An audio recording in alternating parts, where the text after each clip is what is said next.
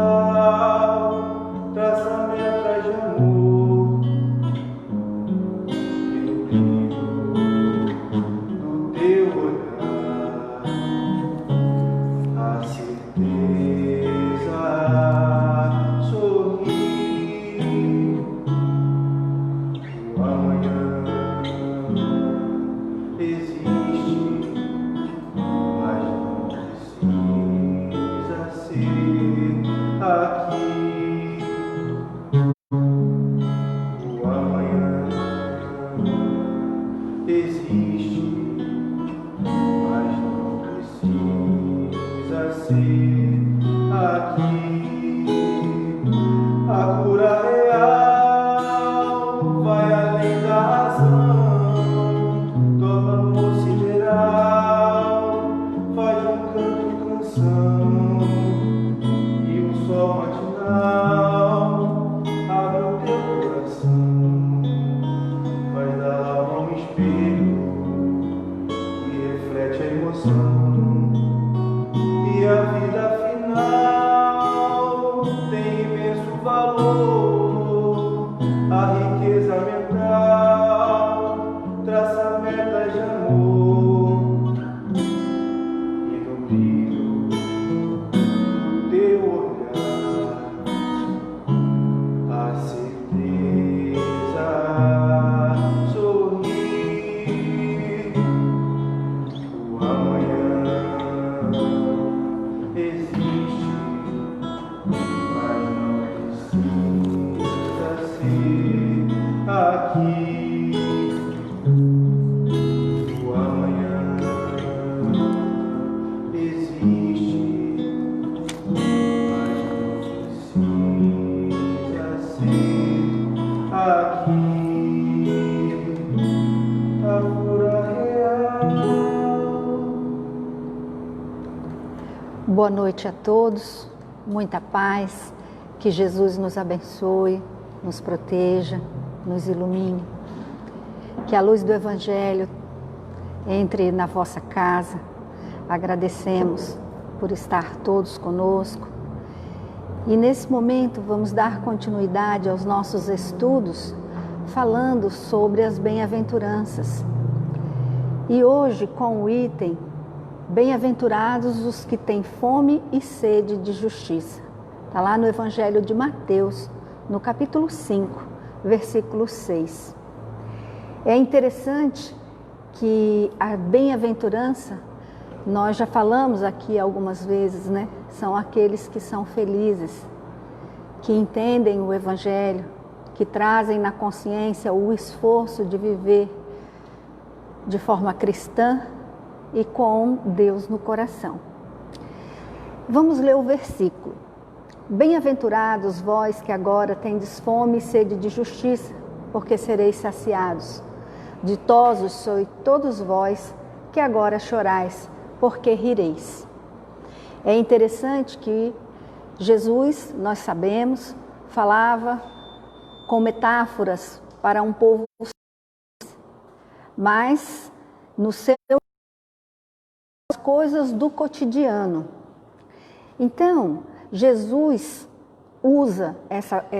utiliza do principal e do primeiro instinto animal para dar uma ideia da ânsia que alguém deve nutrir-se para conquistar justiça.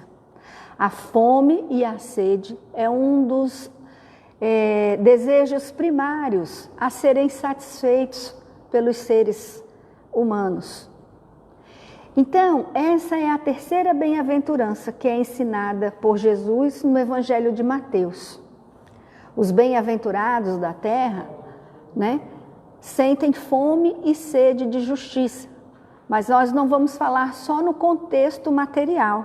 Vamos trazer aqui também o contexto espiritual, usando essas duas comparações que Jesus coloca aos que estavam ouvindo.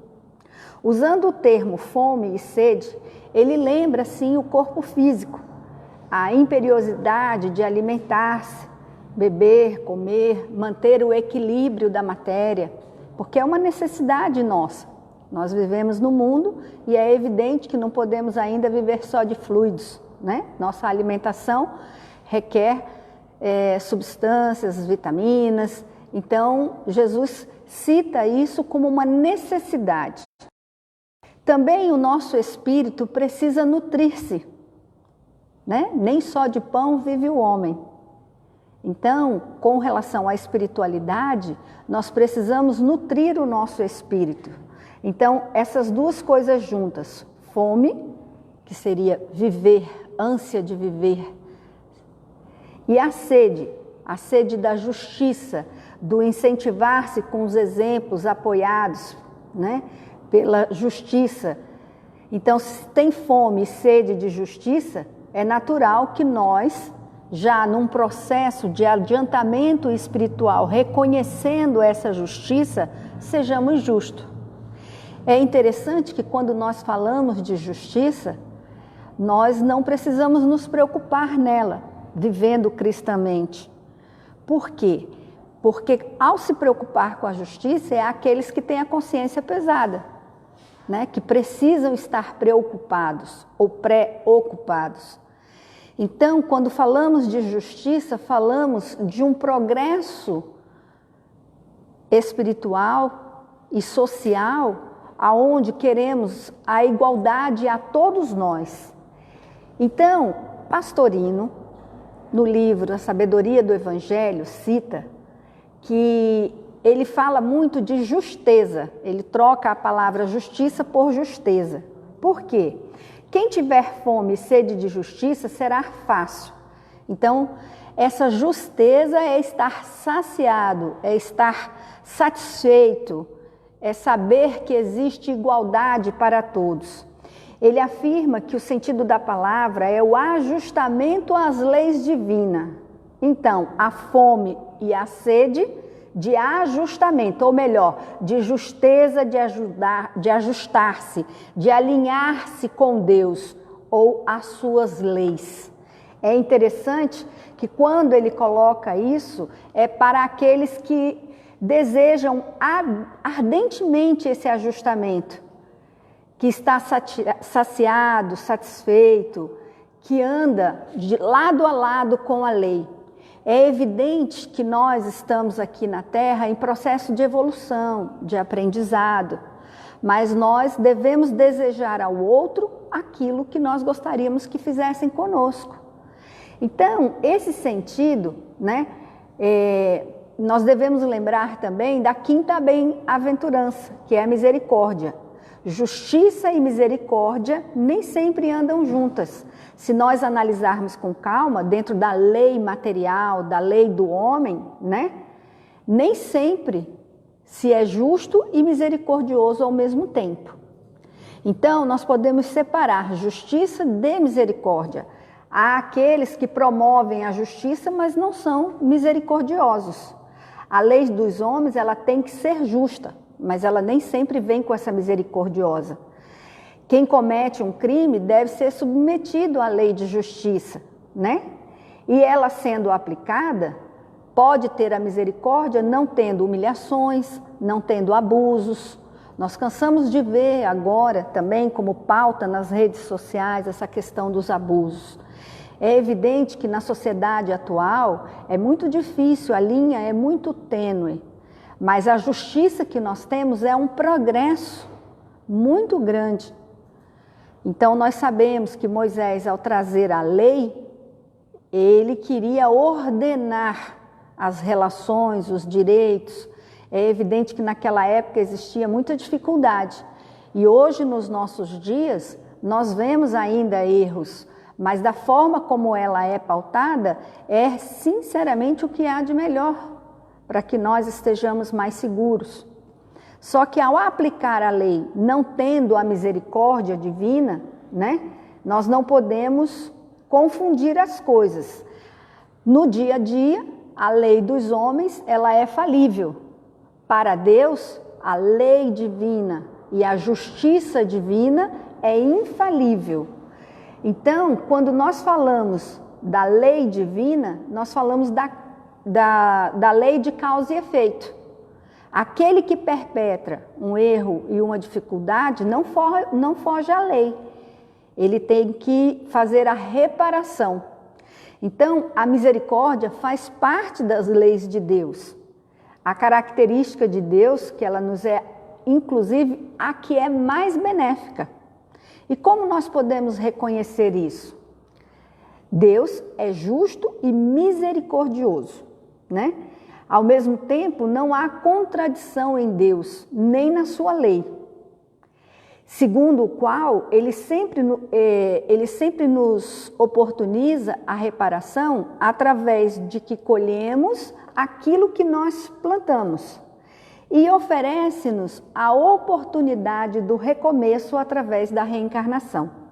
A cada reencarnação, né, nós colhemos o que plantamos e esta é a aplicação da justiça divina.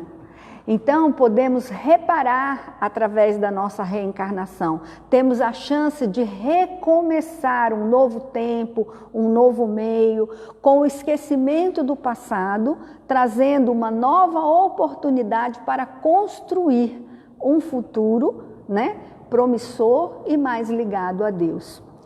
Lá no Evangelho, no capítulo 5, né, no item 6, ele fala sobre a justiça das aflições. E fala também das diferenças que se há e se interroga perante a lei de justiça.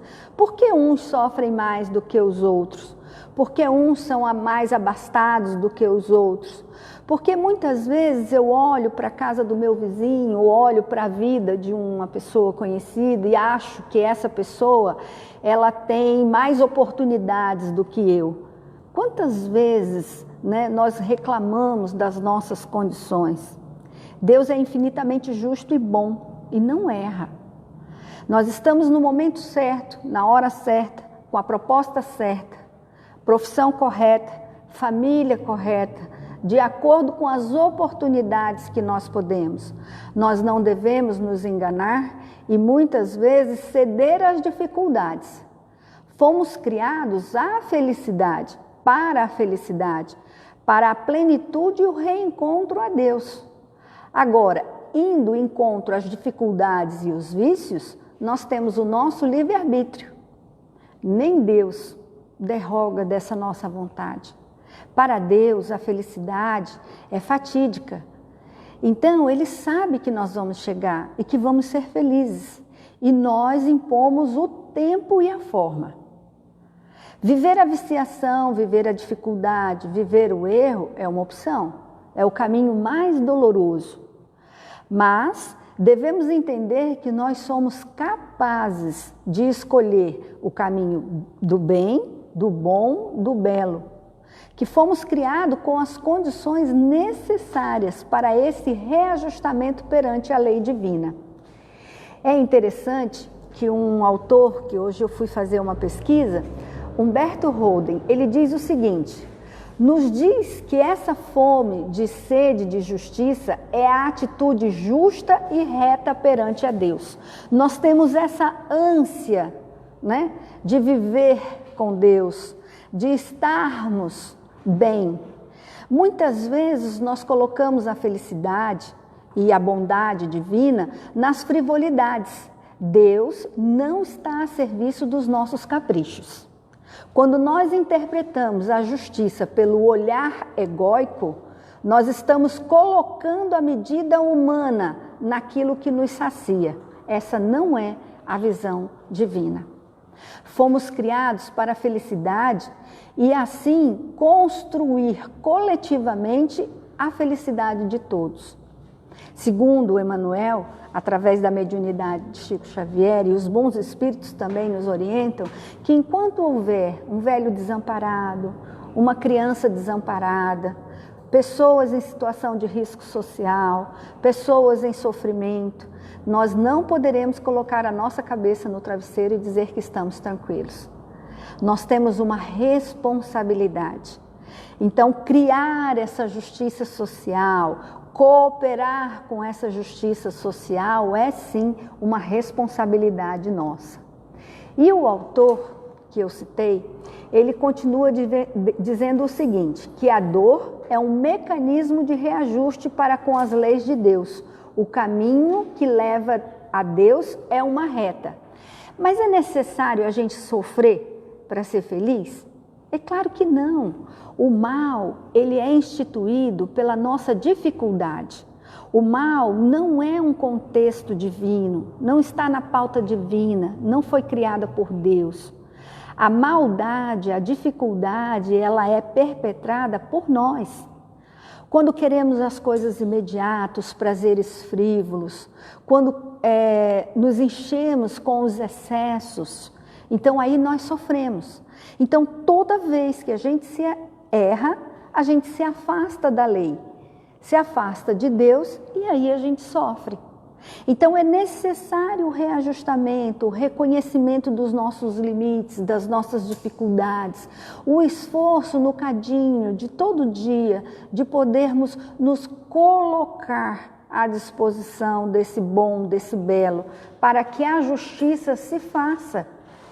Então, sempre que nós nos desviarmos dessa estrada de bondade, nós enveredamos aos desvios e pegamos atalho, experimentando uma dor. Então, essa dor não é criação de Deus. E quando a gente olha, tem um ditado que diz que a grama do vizinho é sempre mais verde do que a nossa. A gente está tão preocupado em olhar para o lado que muitas vezes não reconhece as bonanças e as benesses que Deus nos dá. Quantas pessoas hoje choram pelo desencarne de um ente amado, que ainda tem possibilidade de ver, de encontrar, de amar, porque o amor ele transcende, é eterno, em sonho, através da mediunidade, através da intenção amorosa, da oração. Não é o fim. Quantas pessoas não choram pelos haveres do mundo, quando na realidade não têm a paz da consciência? Não se sentem em paz pela própria incúria e busca nas ações viciosas prazeres exagerados, momentâneos, que só trazem dor e dificuldade. Isso traz inquietação. Então, quando nós elevamos o pensamento a Deus e nos esforçamos numa postura de bondade, nós nos livramos da dor. É evidente que todos nós estamos nessa terra para encontrar essas dificuldades e reajustamento, mas não é necessário sofrer para encontrar essa verdade de felicidade. Muito pelo contrário. Há beleza na flor, há beleza no sorriso da criança, mas há a beleza também do aprendizado de um escorregão, de um erro, de uma dificuldade. Se nós entendermos a causa, doutrina espírita é a doutrina da razão. Então eu sei o que eu estou fazendo aqui, eu sei o porquê eu sofro, e eu sei que as minhas atitudes são minha responsabilidade e através daquilo que eu planto, eu coloco no mundo espiritual uma flor na casa que vai me receber. Então eu sei para onde eu vou. Eu começo a pensar como espírito eterno e a partir de agora eu vivo de uma forma aonde essa amplitude espiritual faz parte do meu ser, da minha vivência, da minha construção. Não dá para enganar Deus, nem tampouco aos espíritos. Eu não posso sair daqui e dizer que eu sou outra pessoa. Eu tenho que estar coerente com aquilo que eu creio.